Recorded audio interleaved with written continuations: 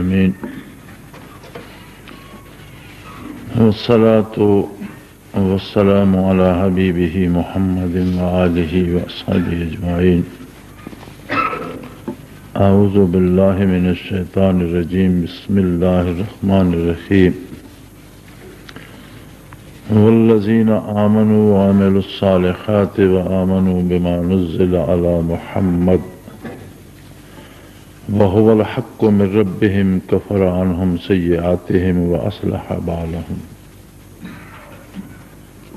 ذلك بأن الذين كفروا اتبعوا الباطل وأن الذين آمنوا اتبعوا الحق من ربهم كذلك يضرب الله للناس أمثالهم. اللهم سبحانك لا علم لنا إلا ما علمتنا إنك أنت العليم الحكيم. مولا یا صلی وسلم دائما ابدا علی حبیبک من زانت بہ السرور.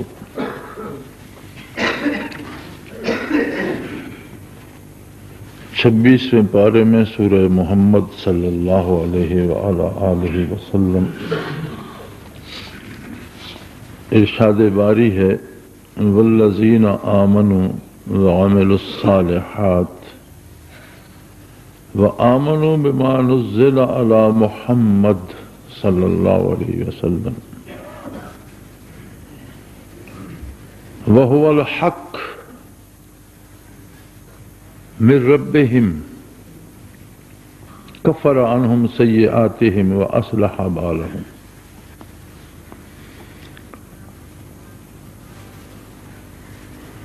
وہ لوگ جنہیں ایمان نصیب ہوا یا جو ایمان لائے وعملوا الصالحات اور ان کے کردار کی اصلاح ہو گئی اور انہوں نے نیک کام کیے، بھلے کام کیے. وآمنوا بما نزل علی محمد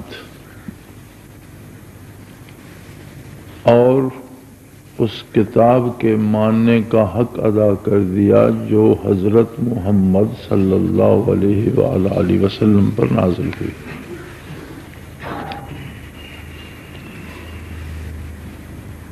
اس آیہ کریمہ میں ایک بہت ہی عجیب بات ہے جو شاید سرسری ترجمے سے تو نظر نہ آئے، لیکن کوئی بھی آدمی ذرا سا بھی اس پہ فکر کرے، غور کرے تو وہ سمجھ لے گا کہ آیت شروع ہوتی ہے جو لوگ ایمان لائے اور صرف ایمان نہیں لائے، وعملوا الصالحات انہوں نے نیک کام بھی کیے.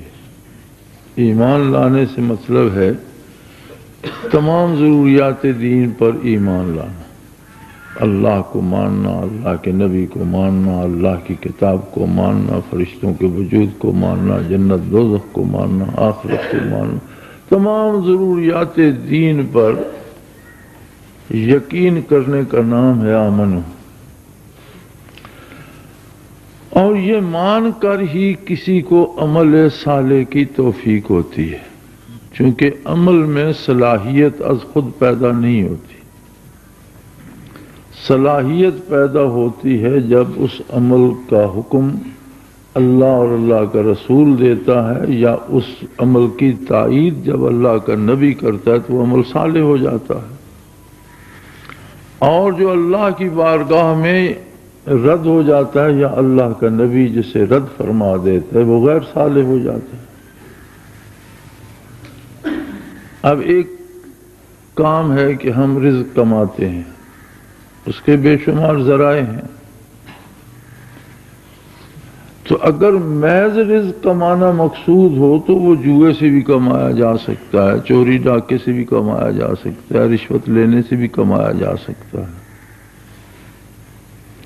اگر اس کے کمانے میں رسول اللہ صلی اللہ علیہ وسلم کا اتباع شامل ہے اور جو طریقے آپ صلی اللہ علیہ وسلم نے جائز قرار دیے ان طریقوں سے کمایا جاتا ہے تو وہ کمانا بھی عبادت بن جاتا ہے.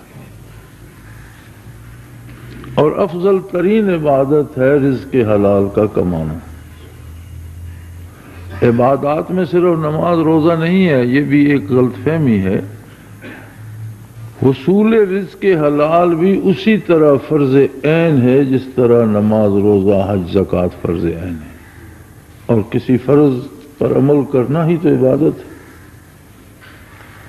اسی رزق کو جب خرچ اس طرح کیا جاتا ہے جس طرح اللہ کا حکم ہے، جس طرح اللہ کے پیغمبر صلی اللہ علیہ وسلم کی سنت ہے، تو وہ عبادت بن جاتا ہے۔ حدیث شریف میں ارشاد ہے، آپ صلی اللہ علیہ وسلم نے فرمایا کہ مومن اپنے بچوں کو بھی جو کچھ کھلاتا ہے، گھر والوں پر جو خرچ کرتا ہے، وہ بھی صدقہ ہے۔ تو عرض کی گئی یا رسول اللہ، گھر والوں کا نان نفقہ تو اس کے ذمہ واجب ہے، اللہ نے اس پر مقرر کر دیا، تو فرمایا اللہ کی اطاعت ہی تو عبادت ہوتی ہے۔ اگر اللہ نے مقرر کر دیا ہے اس پر اور وہ اسے ادا کرتا ہے تو اللہ کی اطاعت ہی کا نام تو عبادت ہے، پھر تو وہی عبادت ہو گئی نا۔ جس طرح صلاۃ اس لیے عبادت ہے کہ اللہ کا حکم ہے، اس پر عمل کرنا عبادت ہے، حج اس لیے عبادت ہے کہ اللہ کا حکم ہے، اس پر عمل کرنا عبادت ہے، اسی طرح اہل و عیال کا نان و نفقہ بھی تو اللہ نے مقرر کر دیا ہے بندے پر، اور جب اس پر عمل کرتا ہے تو وہ بھی عبادت ہے۔ تو اب یہی رزق کا معنی اور اس کا خرچ کرنا عمل صالح بھی ہے، اور اگر یہ اللہ اور اللہ کے حبیب صلی اللہ علیہ وسلم کے حکم کے خلاف ہو جائے تو وہی غیر صالح ہو جائے گا۔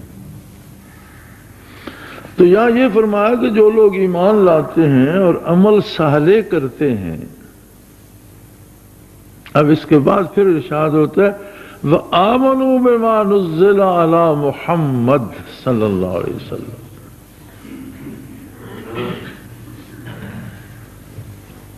خصوصی طور پر اس بات کا یقین کرنا کہ یہ سارے کی ساری نعمت جو ہے ہمیں حضرت محمد صلی اللہ علیہ وآلہ وسلم کی ذات کی طرف سے نصیب ہوئی ہے، اس کی وساطت سے نصیب ہوئی ہے، آپ کے وسیلے سے نصیب ہوئی ہے۔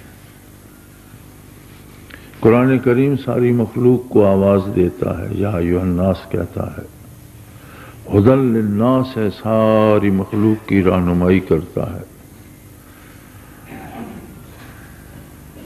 اور اللہ کے ہر بندے سے بات کرتا ہے۔ کافر ہے تو اسے تنبیہ کرتا ہے، ترغیب و ترہیب سے بات کرتا ہے، مومن ہے تو اس کی تائید کرتا ہے اور اس سے اللہ کے انعامات کا وعدہ کرتا ہے۔ لیکن یہ سعادت نصیب کس طرح سے ہوئی؟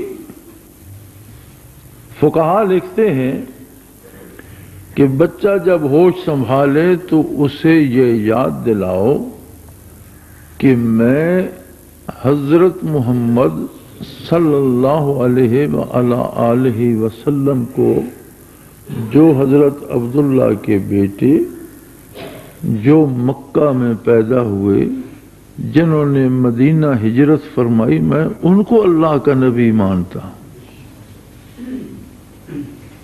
اس طرح سے ساری خدائی سے الگ کر کے، پہچان کر کے، ایک ہستی کو متعین کر کے مانا جائے۔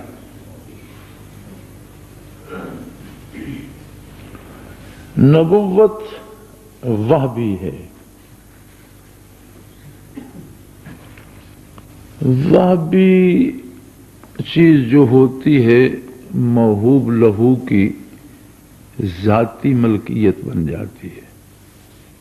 جس طرح آسانی سے سمجھنے کے لیے آپ سب جانتے ہیں کہ باپ اپنی جائیداد باپ نے ایک بیٹے کو ہبہ کر دی یا کسی دوست کو ہبہ کر دی۔ اب ہبہ کرنے کے بعد جب اسے قبضہ دے دیا تو وہ خود بھی واپس نہیں لے سکتا، پھر وہ اس کی ملکیت ہوگی۔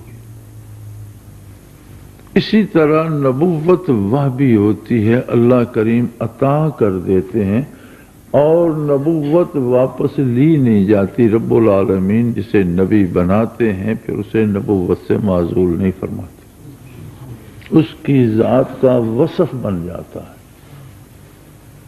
پھر یہ نہیں ہو سکتا کہ کوئی معترض اعتراض کرے، کوئی الزام لگانے والا اس پہ الزام لگائے، کوئی کسی طرح کی سازش کر کے تو اس سے وہ عظمت چھین لے، یہ ممکن نہیں ہوگا۔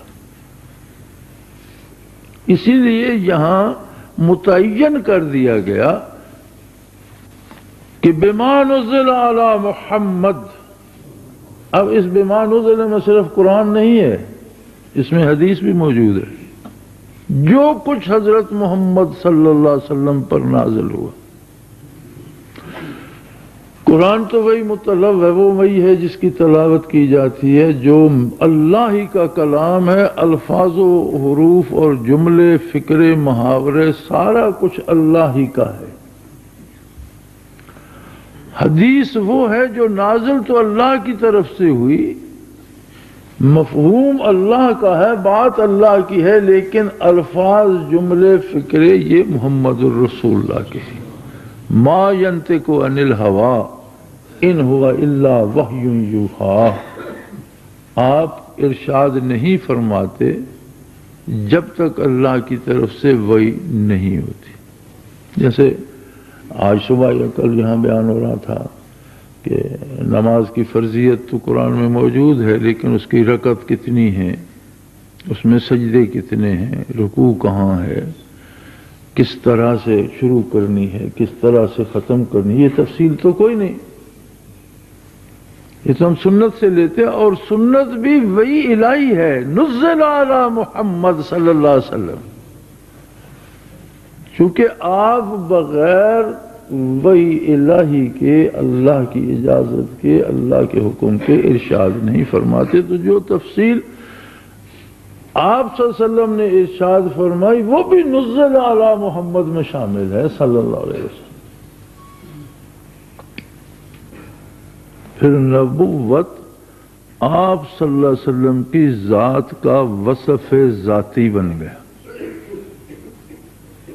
یعنی کسی ہیلے حوالے سے کوئی بھی آپ کی ذات ستودہ صفات سے اسے الگ نہیں کر سکتا۔ نہ دنیا میں الگ کر سکتا ہے، دنیاوی زندگی میں نہ دنیاوی موت اسے الگ کر سکتی ہے، نہ یہ عالم الگ کر سکتا ہے، نہ برزخ الگ کر سکتا ہے، نہ ہنگامہ حشر الگ کر سکتا ہے، نہ آخرت۔ ہر حال میں، ہر موقع پر، ہر جگہ آپ صلی اللہ علیہ وسلم کی شان میں اضافہ ہی ہوگا، اس میں کمی نہیں ہو سکتی۔ اسی لیے روضہ اطہر کا آج وہی ادب ہے جو جب حضور اس عالم فانی میں جلوہ افروز تھے تو جہاں تشریف فرما ہوتے تھے، جو ادب لازمی تھا، روضہ اطہر کا آج بھی وہی ادب لازم ہے، اور کوتاہی یا گستاخی کرنے والا آج بھی اسی طرح مارو ان تحبط اعمالکم وانتم لا تشعرون، جو آج بھی گستاخی یا کوتاہی کرے گا اس کے اعمال اس کے منہ پہ مار دیے جائیں۔ سیدنا فاروق اعظم رضی اللہ عنہ اپنے عہد خلافت میں روضہ اطہر کے سامنے، حجرہ مبارک کے سامنے کھڑے تھے مسجد میں۔ کوئی بدوی صحرائی مسلمان آیا اور اس نے کسی سے اونچی زبان میں بات کی، تو عہد نبوی علیہ صاحب الصلاۃ والسلام میں مسجد نبوی میں سنگریزے اور باریک کنکریاں بچھائی گئی تھی۔ بارش ہوئی کھجور کے تنوں کی، اور اس پر کھجور کے پتے ڈال کر ان پر مٹی ڈالی گئی تھی، چھت تھی، نیچے فرش کچا تھا،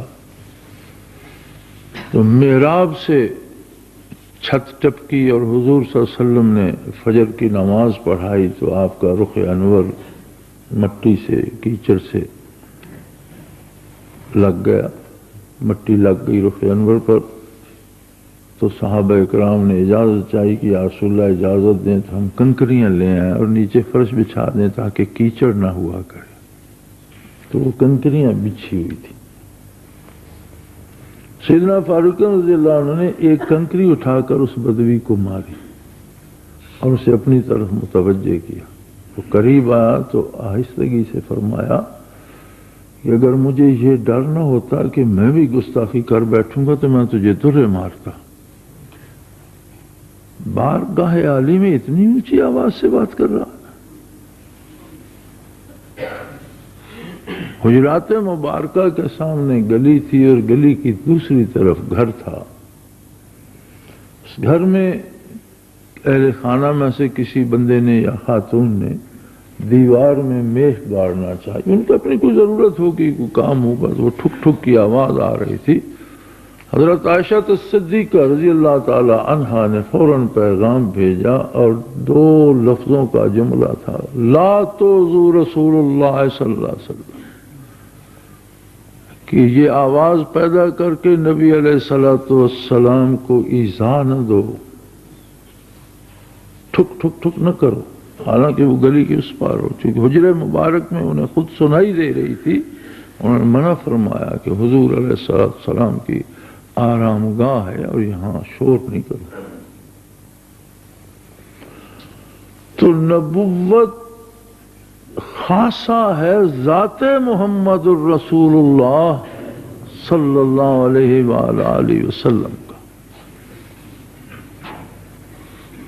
گویا سارے آداب، سارے احترام، ساری محبتیں، ساری اطاعتیں جو نبوت کے لیے ضروری ہیں وہ محمد صلی اللہ علیہ وسلم کے لیے نچھاور کی جائیں گی.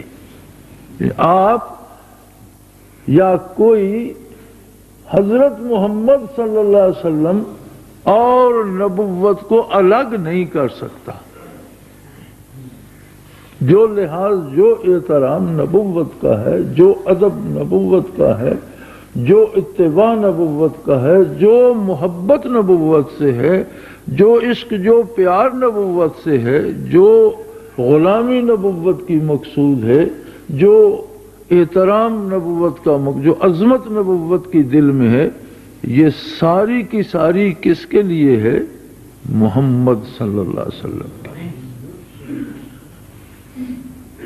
اور یہ صرف میرے اور آپ کے لیے نہیں، یہ صرف ان کے لیے نہیں جو گزر گئے، یہ صرف ان کے لیے نہیں جو آنے والے ہیں، یہ ساری کائنات کے لیے. چونکہ آپ رحمت للعالمین ہیں. اللہ کے سوا ساری کائنات کے لیے رحمت الہی ہیں، اور ساری کائنات کے سارے جذبے، ساری کائنات کی ساری محبتیں، ساری کائنات کے سارے عشق، ساری کائنات کے سارے پیار، ساری کائنات کے سارے احترام، ساری کائنات کی ساری قربانیاں، ساری کائنات کی ساری غلامیاں اور اطاعتیں کس کے لیے ہیں؟ محمد صلی اللہ علیہ وسلم.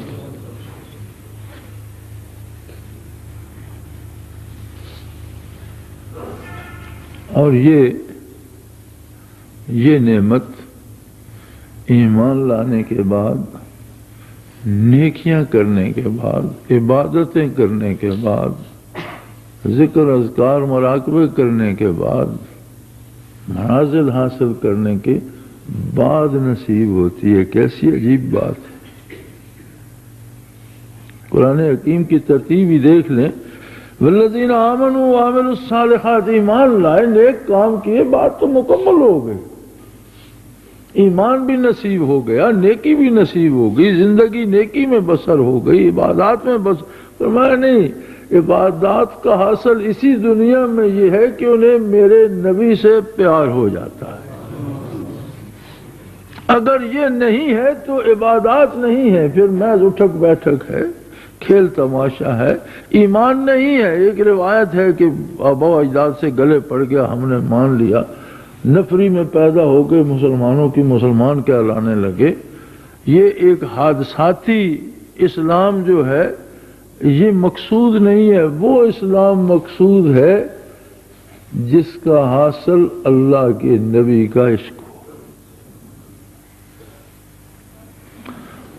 اب ہماری دنیاوی ضروریات بھی ہیں، ہمیں آخرت کی بخشش بھی چاہیے، ہمیں صحت بھی چاہیے، بیماریوں سے پناہ بھی چاہیے. ہم اس سب کے لیے کیا کریں؟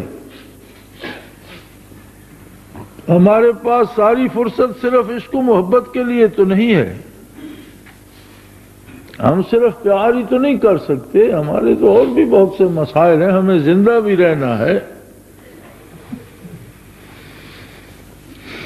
فرمایا وَهُوَ الْحَقُّ مِن رَبِّهِمْ، اس لیے کہ جو کچھ آقا نامدار صلی اللہ علیہ وسلم کو عطا ہوا سب حق ہے اور تم سب کے رب کی طرف سے ہے، جو سب کا پیدا کرنے والا، سب کا پالنے والا، سب کا خالق و مالک ہے۔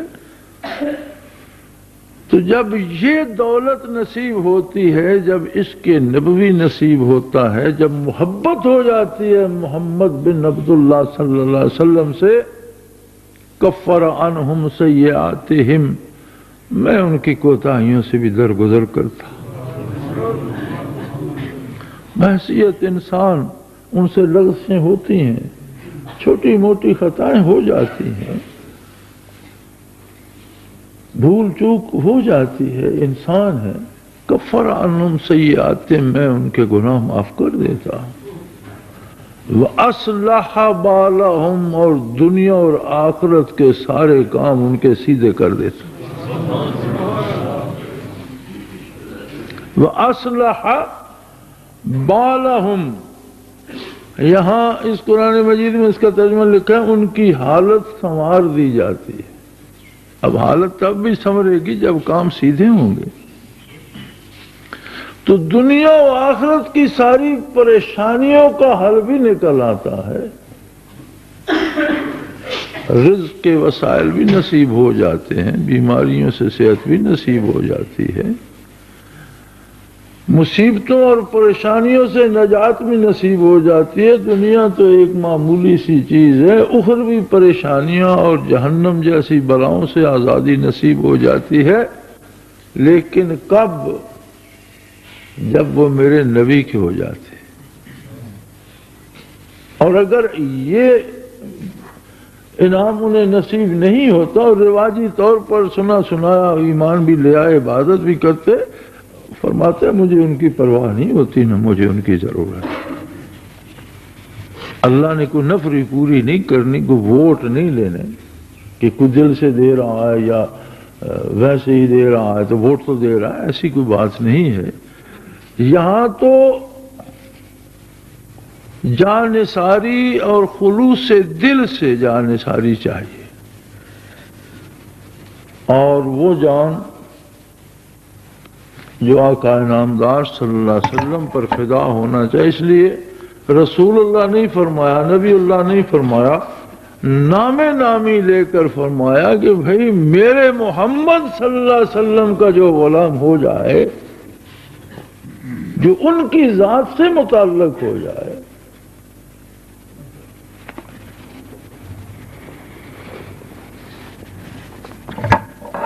اس کے لیے دنیا و آخرت کے سارے کام، ساری پریشانیاں میں دور کر دے۔ اصلح بالہم، تمام ان کے کام سنوار دیے جاتے ہیں۔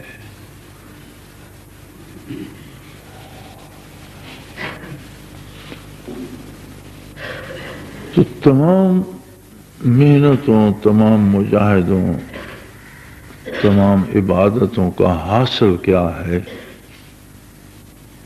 محبت پیدا ہو جاتی ہے اللہ کے حبیب صلی اللہ علیہ وسلم سے اور آپ کی ذات سے۔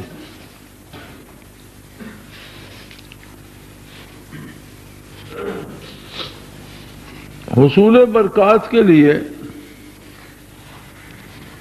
اور تصوف و سلوک میں ترقی کے لیے یا قائم رہنے کے لیے بھی یہی شرط عائد ہوتی ہے، مشائخ کے ساتھ اسی طرح سے محبت کرنا پڑتی ہے، چونکہ امین ہوتے ہیں برکات نبوت کے۔ تو جس شخص کو شیخ کی ذات سے محبت نصیب نہ ہو، اسے یا تو برکات نصیب نہیں ہوتی ہیں تو وقتی اور لمحاتی بات ہوتی ہے، کھو بیٹھتا۔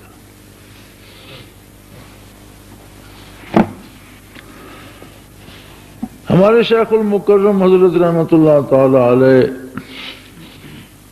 یہ تو میں جانتا ہوں اللہ کا احسان ہے، اور میں یہ سمجھتا ہوں جیسا میں جانتا ہوں کوئی بھی نہیں جانتا۔ ایک ایسی عجیب نابغہ روزگار ہستی تھی کہ تبع تابعین کے بعد 14 صدیوں کے اولیاء اللہ میں اس کی نظیر نہیں ملتی۔ 1400 سال میں جہاں بے شمار اللہ کے بندے ہوئے جن کی قدموں کی خاک کے برابر بھی ہم نہیں ہیں، لیکن قرب الہی میں، منازل سلوک میں اور بہت سے کاموں میں شاید دوسرے حضرات بہت آگے ہوں گے، لیکن جو کرم اللہ کا اور جو قرب الہی اور منازل سلوک حضرت رحمت اللہ علیہ کو نصیب ہوئے، تبع تابعین کے بعد کسی ولی اللہ نے ان کا ذکر بھی نہیں کیا اور نہ کوئی سمجھ سکا، نہ کسی کو نصیب ہوا۔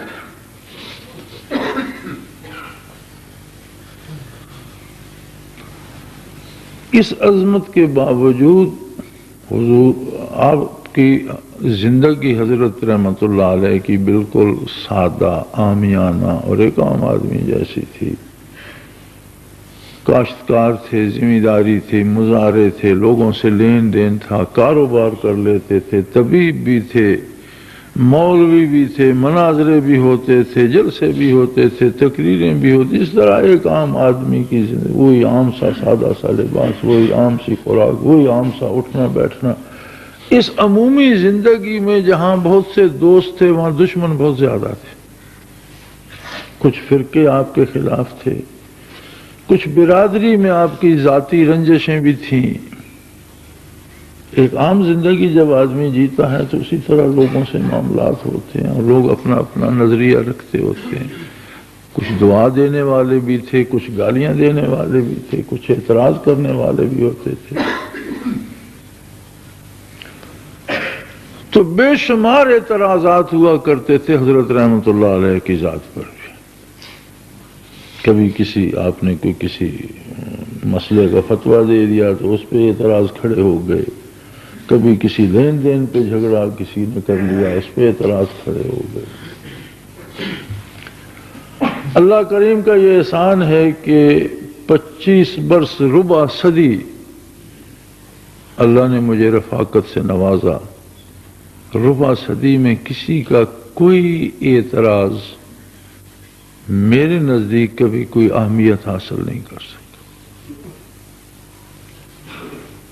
کبھی کوئی ایک رائے برابر ہوتی ہے نا اہمیت کہ فلاں بندہ یہ اعتراض کر رہا ہے، شاید ایسا ہوا ہوگا، کبھی نہیں۔ اس لیے کہ ذات سے تعلق تھا، یہ شرط نہیں تھی کہ ذات کیسی ہے اور اس سے تعلق رکھے۔ جو تعلق ذات سے ہوتا ہے اس میں شرطیں نہیں ہوتی،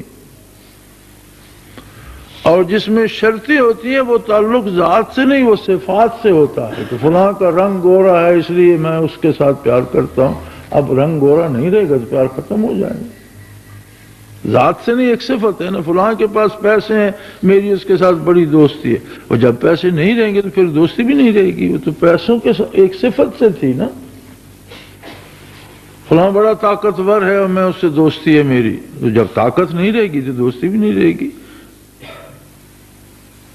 جو دوستی ذات سے ہوتی ہے وہ الگ ہوتی ہے کہ وہ خوبصورت ہے یا صورت بدل گئی، وہ جوان ہے یا بوڑھا ہو گیا، وہ طاقتور ہے یا کمزور ہو گیا، وہ امیر ہے یا غریب ہو گیا، تو صفات بدلتی رہتی ہیں، ذات تو وہی ہے۔ تو جو دوستی ذات سے ہوتی ہے وہ نہیں بدلتی، اس پہ حرف نہیں آتا۔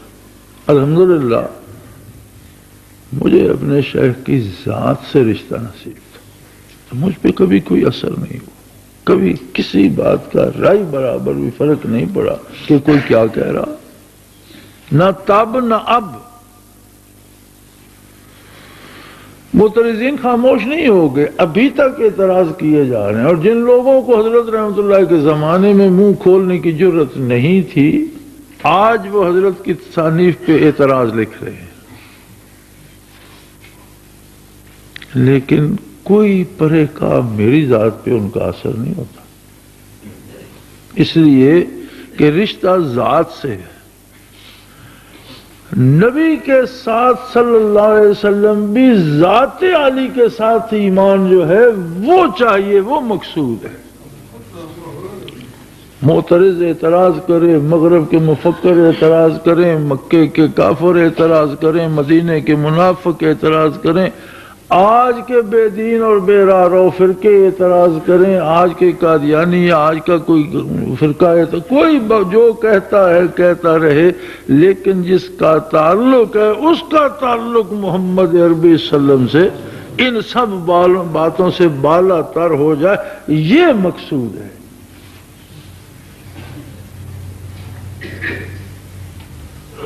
اور یہی تعلق شیخ سے ہو تو برکات نصیب ہوتی ہیں اور انجام بخیر ہوتا ہے،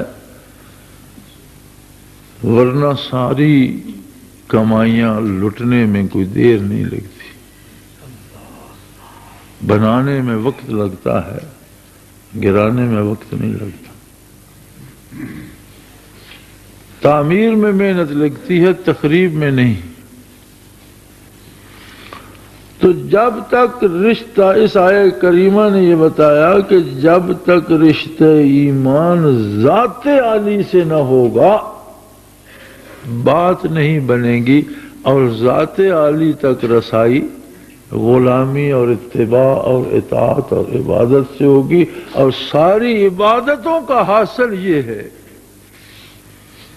کہ کسی کو آپ کی ذات والا صفات سے پیار ہو جائے، تعلق بن جائے، محبت ہو جائے۔ ایمان کیا ہے؟ رشتہ الفت ہے، اور کیا ہے؟ اور وہ ذات سے چاہیے۔ جب ذات سے ہوگا تو اعتراض کی گنجائش باقی نہیں رہتی، صفات سے ہوگا تو اعتراض کی گنجائش رہے۔ بھائی تم نے امیر سمجھا ہوا ہے، آج کل تو وہ مقروض پھرتا ہے، اسے تو میرا تعلق نہ ان کے قرضے سے ہے، نہ ان کی دولت سے ہے، میرا تو ان کی ذات سے، تو اس کے لیے گنجائش نہیں رہے گی۔ جب ذات سے رشتہ ہوگا تو اس پہ کوئی اعتراض، کوئی وہم، شیطان کے پاس بھی گنجائش نہیں ہوگی کہ اس کے دل میں کوئی وہم ڈالے۔ صفات کے ساتھ ہوگا تو اوہام کی، اعتراضات کی گنجائش ہے۔ اس لیے رب جلیل نے آپ صلی اللہ علیہ وسلم کا نامی لے کر ارشاد فرمایا وَآمَنُوا بِمَا نُزِّلَ عَلَى مُحَمَّدٍ صلی اللہ علیہ وسلم، اس کو مانو جو نازل ہوا حضرت محمد صلی اللہ علیہ وسلم پر، اور جسے آپ کی ذات سے رشتہ نصیب ہو گیا، سارے منازل نصیب ہو گئے۔ کچھ حقیقت نہیں ہے، نہ منازل کی، نہ مراقبات کی، نہ کچھ کی۔ ہاں، منازل کی تعین اسی اعتبار سے ہے کہ کتنا کس کو پیار ہے ذات نبی علیہ صاحب الصلاۃ والسلام سے۔ اب ہر کے پیار کا رنگ جدا ہے، اس کی گہرائی و گہرائی جدا ہے، اس کی کیفیات جدا ہیں، تو جتنا جس کو پیار ہے اتنے اس کے منازل بھی ہیں، مقامات بھی ہیں، سب کچھ نصیب۔ اللہ کریم ہماری خطاؤں سے درگزر فرمائے، ہماری ٹوٹی پھوٹی باتوں کو قبول فرما کر عشق نبی اور رشتہ الفت کو اس کا اجر بنا دے، اور ہمیں نبی کریم صلی اللہ تعالی وسلم کی ذات عالی صفات سے وابستہ فرمائے۔ وآخر دعوانا الحمدللہ رب العالمین۔